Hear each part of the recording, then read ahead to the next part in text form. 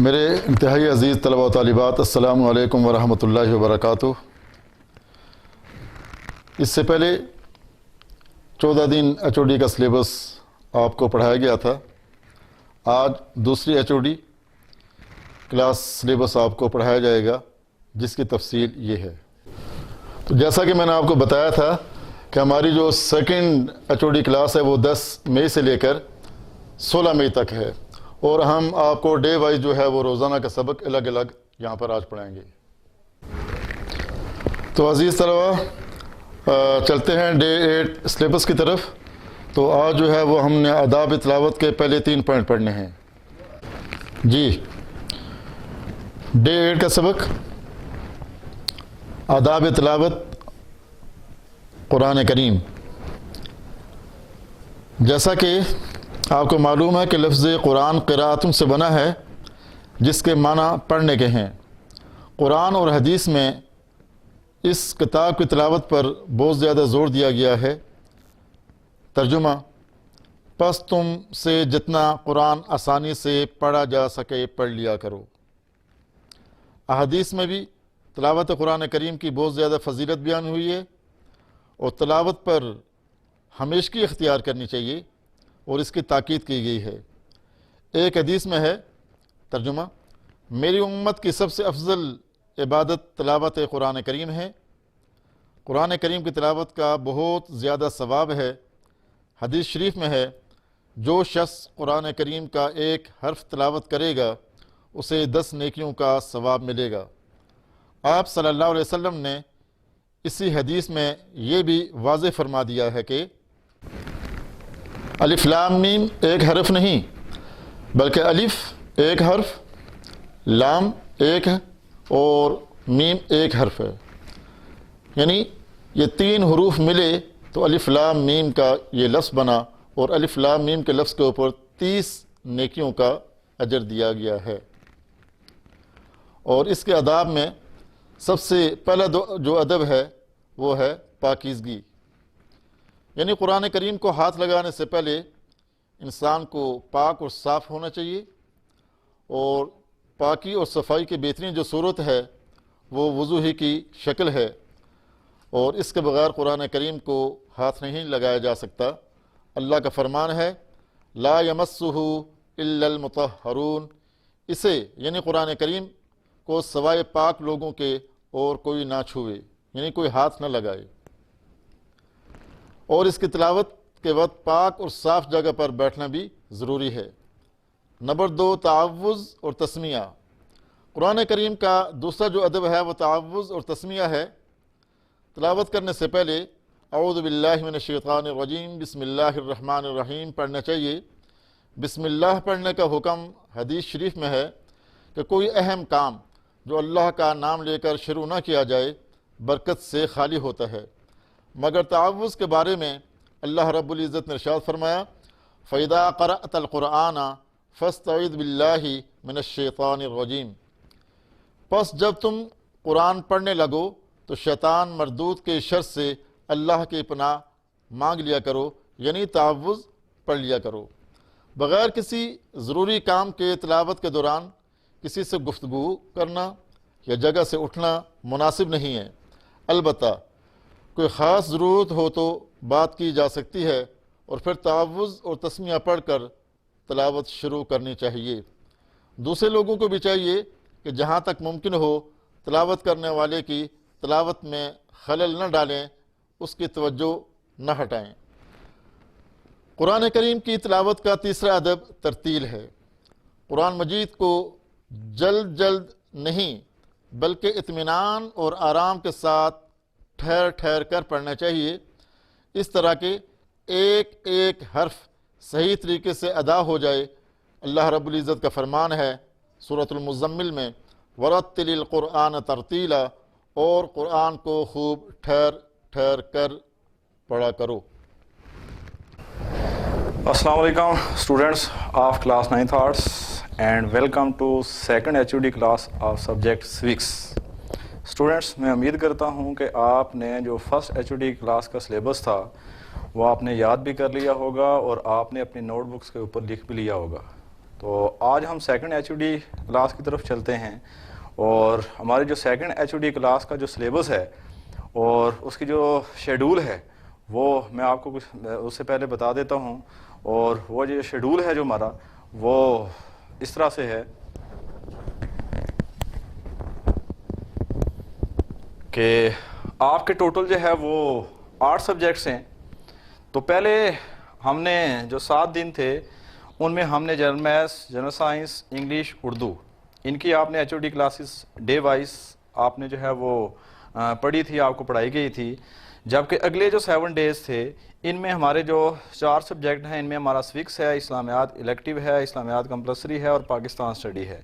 تو اس میں آپ کے پاس جو second H O D class ہے اس میں ہمارا سوکس کا جو ایچ او ڈی ڈیز ہیں اس میں ہمارے 10 مئی سے یہ سٹارٹ ہوتا ہے، 10 مئی سے لے کر 16 مئی تک. اور اس میں ہمارے جو ورکنگ ڈیز بنتے ہیں وہ 8 سے لے کر 14 تک ہمارے ورکنگ ڈیز بنتے ہیں. اور ہمارا جو سلیبس ہے سوکس کا جو بھی ہم نے پڑھنا ہے وہ ہم نے ڈے وائز پڑھنا ہے، یعنی کہ آپ نے ڈے وائز تیاری کرنی ہے. تو آئیے ہم سٹارٹ کرتے ہیں second H O D class کا سلیبس. اسٹوڈینٹس، کیونکہ ہم نے فرسٹ ایچ او ڈی میں مختصر سوالات کے جوابات پڑھے تھے تو ابھی ہم سیکنڈ ایچ او ڈی میں تفصیلی سوالات کے جوابات پڑھیں گے. تو ڈے 8 میں ہم نے سوال نمبر 1 چیپٹر نمبر 1 سٹارٹ کرنا ہے. اسٹوڈینٹس، تفصیلی سوالات میں ہمارا جو سوال نمبر 1 ہے وہ ہے علم شریعت کی تعریف کریں اور اس کی اہمیت بیان کریں. تو اس کا جو جواب ہے اس میں علم شریعت کی تعریف جو ہے وہ لکھی ہوئی ہے آکسفورڈ انگلش ڈکشنری کے مطابق. اس کے مطابق ڈیفینیشن ہے کہ علم شریعت علم سیاست کا وہ جزو ہے جس میں شہری کے سیاسی اور معاشرتی حقوق و فرائض کو زیر بحث لایا جاتا ہے. اس کے بعد اس کی اہمیت لکھی ہوئی ہے اور اہمیت کے ہم پوائنٹس پڑھیں گے. تو پوائنٹس میں ہمارا پہلا پوائنٹ ہے معاشرتی ترقی. تمام معاشرتی ادارے فرد کی ترقی اور خوشحالی کے لیے کوشاں ہوتے ہیں. ان کا محور فرد کی ترقی اور فلاح و بہبود ہے. علم شریعت تمام معاشرتی اداروں کو مضبوط بناتا ہے اور شہریوں میں معاشرتی شعور پیدا کرتا ہے. ہیڈنگ نمبر 2 ہے سیاسی تربیت. جمہوری ممالک میں ایک شہری کو بہت زیادہ ذمہ داریاں اور فرائض سر انجام دینے ہوتے ہیں. علم شریعت شہری کو اس قابل بناتا ہے کہ وہ تمام ذمہ داریوں کو نبھا سکے اور فرائض انجام دے سکے. اچھا، اہمیت میں پوائنٹ نمبر 3 ہے جمہوریت کی کامیابی. جمہوری ممالک میں حکومت کا کاروبار شہری چلاتے ہیں. علم شریعت شہری کو جمہوری اقدار کا احترام سکھاتے ہوئے کاروباری حکومت چلانے کے اہل بناتا ہے. جمہوریت میں سب سے زیادہ فائدہ اس ملک کو پہنچ سکتا ہے جس کے شہری تعلیم یافتہ اور سیاسی طور پر باشعور ہوں. یعنی کہ جس ملک کے شہری جتنا تعلیم یافتہ ہوتے ہیں اتنا ان کے اندر جو سیاسی طور پر شعور ہوتا ہے وہ زیادہ ہوتا ہے اور جمہوریت ترقی کرتی ہے. ہیڈنگ نمبر 4 ہے اخلاقی تربیت. معاشرہ افراد سے وجود میں آتا ہے اور اس کی ترقی و خوشحالی کا دار و مدار افراد کی سیرت و کردار پر ہوتا ہے. علم شریعت افراد میں اچھے طور طریقے پیدا کرتا ہے اور اخلاقی صفات کو پروان چڑھاتا ہے. یعنی کہ علم جو شریعت ہے وہ ایک شہری کے اندر اخلاقی جو صاف ہوتے ہیں وہ بھی پیدا کرتا ہے. نمبر 5 ہے معاشی ضروریات کی تکمیل. اس کے اندر لکھا ہوا ہے کوئی معاشرہ اس وقت تک ترقی نہیں کر سکتا جب تک اس کے افراد اقتصادی طور پر مطمئن زندگی بسر نہ کر رہے ہوں. اچھا شہری وہی ہے جو کوئی بھی باوقار پیشہ اختیار کر کے اپنی روزی کماتا ہے. ہیڈنگ نمبر 6 ہے ملکی مسائل سے آگاہی. ایک شہری کو اپنے ملک کے کئی مسائل سے واسطہ پڑتا ہے، مثلاً تعلیم کا فقدان، بے روزگاری، افلاس غربت کو ہی کہتے ہیں، اور بیماری وغیرہ. اس وقت تک خوشحال زندگی ممکن نہیں جب تک ان مسائل کا کوئی تسلی بخش حل دریافت نہ کیا جائے. ہیڈنگ نمبر 7 ہے بین الاقوامی تعاون. آج کا دور بین الاقوامی تعاون کا دور ہے جس میں افراد کا تعلق نہ صرف اپنے ملک سے ہے بلکہ تمام اقوام سے بھی ہے. بین الاقوامی اقتصادی اور سیاسی حالات ان پر اثر انداز ہوتے ہیں. تو اسٹوڈنٹس یہ تھا ہمارا سوال نمبر 1، علم شریعت کی تعریف اور اس کی اہمیت۔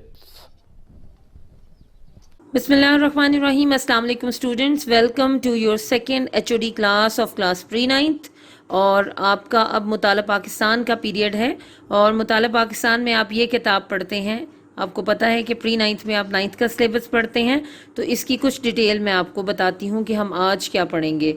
تو آج ہمارا ڈے 8 ہے، ڈے 8 سے ہم مطالعہ پاکستان ڈے وائز پڑھنا شروع کریں گے۔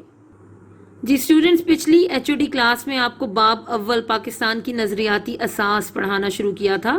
اس آدھے چیپٹر کی ہم ریڈنگ کر چکے ہیں، ایک لانگ کوسچن آپ کو پڑھا چکے ہیں، اور 4 شارٹ کوسچن بلکہ 5 شارٹ کوسچنز بھی آپ کو پڑھا چکے ہیں، جو کہ اگر آپ اپنی ایکسرسائز میں چلے جائیں تو سوال نمبر 1 2 3 4 اور سوال نمبر 12 بنتے ہیں۔ تو یہ شارٹ کوسچنز اور پہلا لانگ کوسچن جو کہ سوال نمبر 5 ہے آپ کو پڑھایا جا چکا ہے، یقیناً آپ اب تک یاد بھی کر چکے ہوں گے۔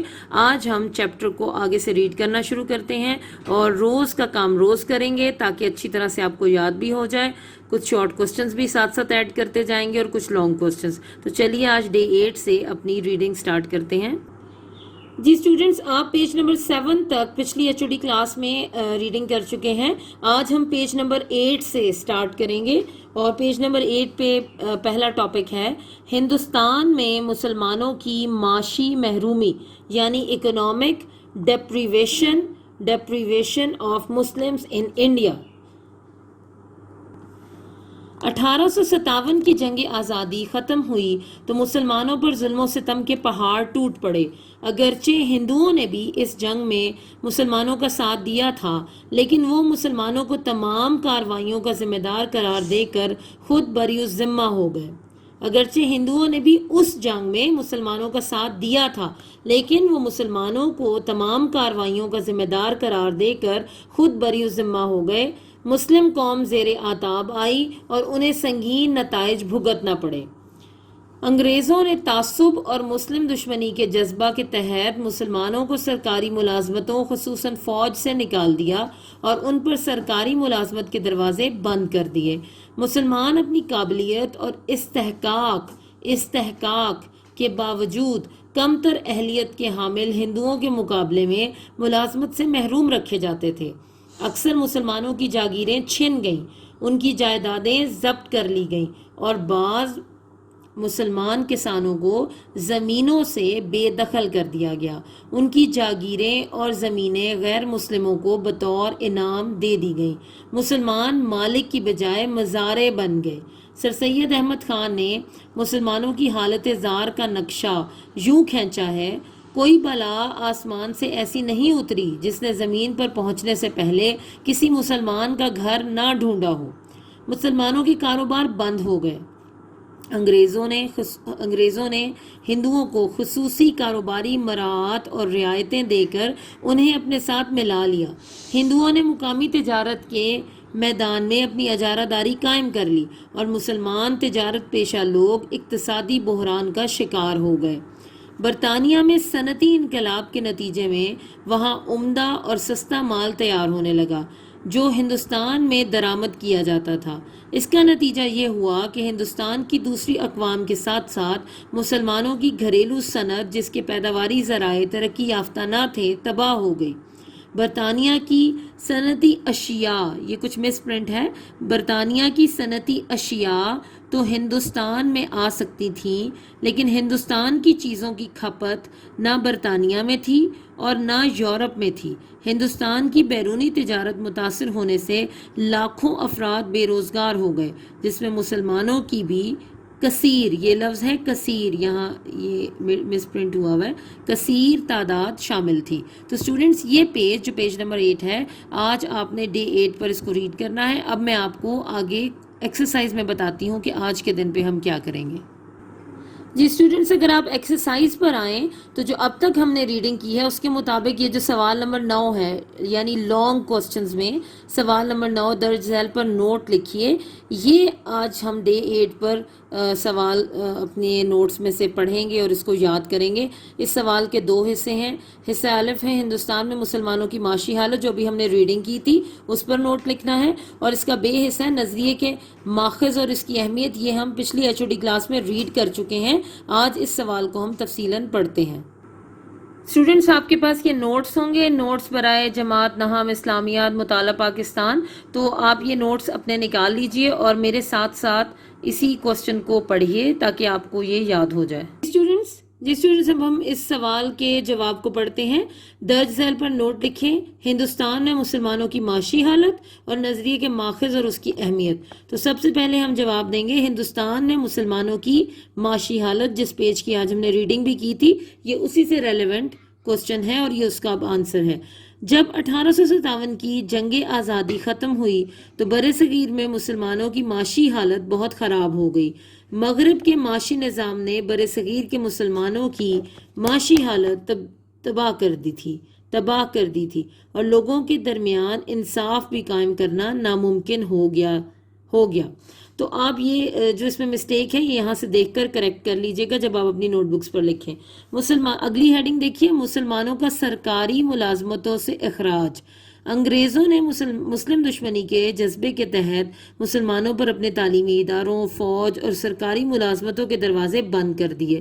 اس کے برعکس ہندوؤں سے سلوک مختلف تھا۔ انہوں نے اپنے لکھا ہوا ہے، آپ اس کو کریکٹ کر لیجئے گا، اپنی حکومتوں اور اداروں میں مسلمانوں سے کم تر اہلیت کے حامل ہندوؤں کو شامل کر لیا، جس کی وجہ سے مسلمانوں کو محرومی کا زیادہ احساس ہونے لگا۔ یہ محرومی ٹھیک کر کے لکھ لیجئے گا، محرومی کا زیادہ احساس ہونے لگا۔ اگلی ہیڈنگ دیکھیے، مسلمانوں کی جاگیریں اور جائیدادیں۔ جنگ آزادی کے بعد مسلمان ہونا جرم قرار پایا۔ اکثریت مسلمانوں کی جاگیریں اور جائیدادیں ضبط کر لی گئیں۔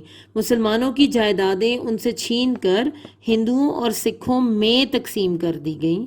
سر سید احمد خان نے مسلمانوں کی حالت کو یوں بیان کیا، کوئی بلا آسمان سے ایسی نہیں اتری جس نے زمین پر پہنچنے سے پہلے کسی مسلمان کا گھر نہ ڈھونڈا ہو۔ یہ جو میں آپ کو کریکشن بیچ میں کروا رہی ہوں یہ آپ ساتھ ساتھ کر لیجئے گا، ورنہ پھر یہ غلطی کنسیڈر ہوگی کیونکہ یہ کوئی پرنٹنگ مسٹیکس ہیں اس کے اندر۔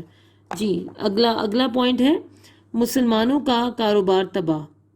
چونکہ انگریزوں نے مسلمانوں سے حکومت چھینی تھی، اس لیے انہوں نے مسلمانوں کو کچلنے میں کوئی کسر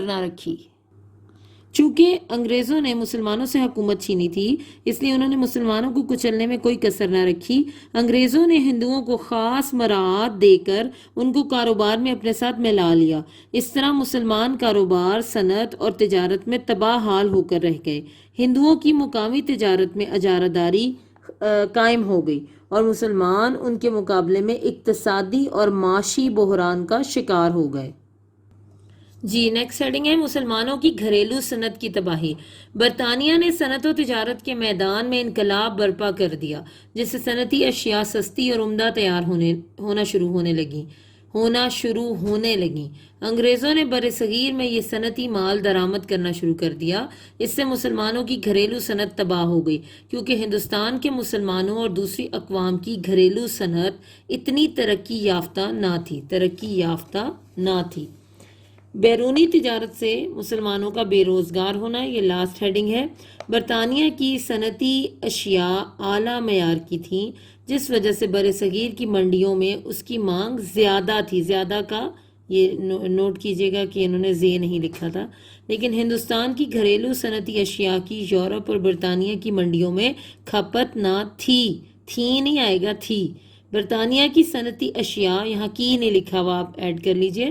برطانیہ کی صنعتی اشیاء کی ہندوستان میں درآمد سے مقامی تجارت متاثر ہوئی، جس سے لاکھوں افراد بے روزگار ہو گئے، جن میں زیادہ تعداد مسلمانوں کی تھی۔ تو یہ پارٹ 1 کا آنسر ہے، مسلمانوں کی معاشی بدحالی والا۔ اور آپ اس کوسچن کو اسی طرح سے اپنی پاکستان سٹڈیز کی جو آپ کی مطالعہ پاکستان کی نوٹ بکس ہیں ان پر نوٹ کیجئے اور اس کو بہت اچھی طرح سے یاد کیجئے۔ اب اس سوال کا دوسرا حصہ پڑھتے ہیں۔ نظریہ کے ماخذ اور اس کی اہمیت۔ درج ذیل عناصر کی وجہ سے لوگوں میں نظریات کی تشکیل ہوتی ہے۔ مشترکہ مذہب، یہ پہلی ہیڈنگ ہے۔ جب بہت سے لوگ ایک ہی مذہب کے پیروکار ہوں تو اس مذہب کو مشترکہ مذہب کہا جاتا ہے۔ مذہب چند عبادات کا مجموعہ ہی نہیں ہوتا بلکہ وہ پوری معاشرتی زندگی پر گہرے اثرات رکھتا ہے۔ ہر مذہب نے سماجی تعلقات کو مخصوص نظریات کی روشنی میں استوار کیا۔ مثلاً یورپ نظریہ عیسائیت کے تحت، جاپان نظریہ بدھ مت کے تحت، اور ہندو نظریہ ہندوازم کے تحت، اور مسلمان نظریہ اسلام کے تحت زندگی بسر کرنا چاہتے ہیں۔ اگر آپ کو یہ یہاں سے دیکھ کر نہیں سمجھ آ رہا، یہ کچھ پرنٹنگ مسٹیکس ہیں، میں نے کریکٹ کروا دی ہیں، تو آپ بک میں سے بھی اس کو دیکھ کر کریکٹ کر سکتے ہیں ساتھ ساتھ۔ نمبر 2 پہ دیکھیے، مشترکہ نسل۔ مشترکہ نسل سے مشترک نظریات جنم لیتے ہیں۔ ایک ہی نسل کے لوگوں میں ہمدردی اور اخوت کے جذبات کا پروان چڑھنا عین فطری عمل ہے۔ ہم نسلی ایک مضبوط بندھن ہے جو مشترک نظریات کے باعث مسلمانوں کو خونی رشتے میں منسلک کیے ہوئے ہے۔ نیکسٹ ہے مشترکہ زبان۔ مشترکہ زبان قومی اتحاد پیدا کرنے میں بے حد مثبت اور اہم کردار ادا کرتی ہے۔ زبان ہی کے ذریعے لوگ اپنے جذبات و احساسات اور خیالات دوسروں تک پہنچاتے ہیں۔ لوگوں کے طور طریقوں اور نظریات میں یکسانیت کافی حد تک مشترکہ رہائش کا مرہون منت ہے۔ آخری ہیڈنگ ہے مشترکہ سیاسی مقاصد۔ دور حاضر کی بیشتر قومیں، یہاں قوتیں لکھا ہے، آپ اس طرح سے یہ دیکھیں، میں نے الگ سے بھی لکھ دیا ہے تاکہ آپ دیکھ لیں۔ قومیں اپنے مشترکہ سیاسی مقاصد اور سیاسی نظریات کی بدولت اپنی قومی زندگی کی بقا کے لیے آزادی حاصل کرنے کی کوشش میں لگی ہوئی ہیں۔ ہے لکھا ہے کر لیں، تاکہ وہ مضبوط قوم کا روپ دھار سکیں۔ یہ اس لیے ضروری ہے، آئے گا یہاں پر، یہ اس لیے ضروری ہے کہ قوموں کی جگہ قوم کر لیں، قوم میں یکجہتی پیدا ہو اور قوم ترقی کی شاہراہ پر گامزن ہو۔ علامہ اقبال ساری دنیا میں بسنے والے مسلمانوں کو ایک ملت، اس کو ایک کیجئے، ایک لکھا ہوا ہے، ایک ملت تصور کرتے تھے۔ اس لیے انہوں نے نیل کے ساحل سے لے کر کاشغر تک سب مسلمانوں کو حرم کی پاسبانی کے لیے ایک ہونے کا پیغام دیا۔ ایک ہو مسلم حرم کی پاسبانی کے لیے، نیل کے ساحل سے لے کر تا بخا کے کاشغر۔ تو اسٹوڈنٹس، یہ جو کوسچن نمبر 9 جو 2 پارٹس پر مشتمل تھا، پہلا اس کا تھا ہندوستان میں مسلمانوں کی معاشی محرومی پر نوٹ لکھنا تھا، اور نظریہ کے ماخذ اور اس کی اہمیت۔ یہ دونوں آنسرز یہاں پہ موجود ہیں آپ کے نوٹس میں، لیکن آپ نے اس کو پہلے سوالوں کی طرح آپ نے اس کو اپنی مطالعہ پاکستان کی نوٹ بک پر نوٹ کرنا ہے اور اس سوال کو آج کے دن میں اچھی طرح یاد کر لینا ہے۔ دیکھیے کتنا مختصر کام ہے، ایک چھوٹے سے پیج کی ریڈنگ ہے اور ایک یہ لانگ کوسچن ہے جس کو آپ نے آج ہی کے دن میں نوٹ کر کے اپنی نوٹ بکس پر زبانی یاد کر لینا ہے۔ عزیز طلبہ و طالبات، السلام علیکم ورحمۃ اللہ وبرکاتہ۔ مجھے امید ہے کہ 14 دن کی جو پہلے HOD کا سبق آپ کو پڑھایا گیا تھا اس کو آپ نے اچھے طریقے سے ذہن نشین بھی کر لیا ہوگا اور آپ نے اپنی نوٹ بک کے اوپر لکھ بھی لیا ہوگا۔ آج آپ کو اسلامیات لازمی کی دوسری HOD کا سبق پڑھایا جائے گا، تو آئیں ذرا چلتے ہیں اپنے دوسرے HOD کے شیڈول کی طرف۔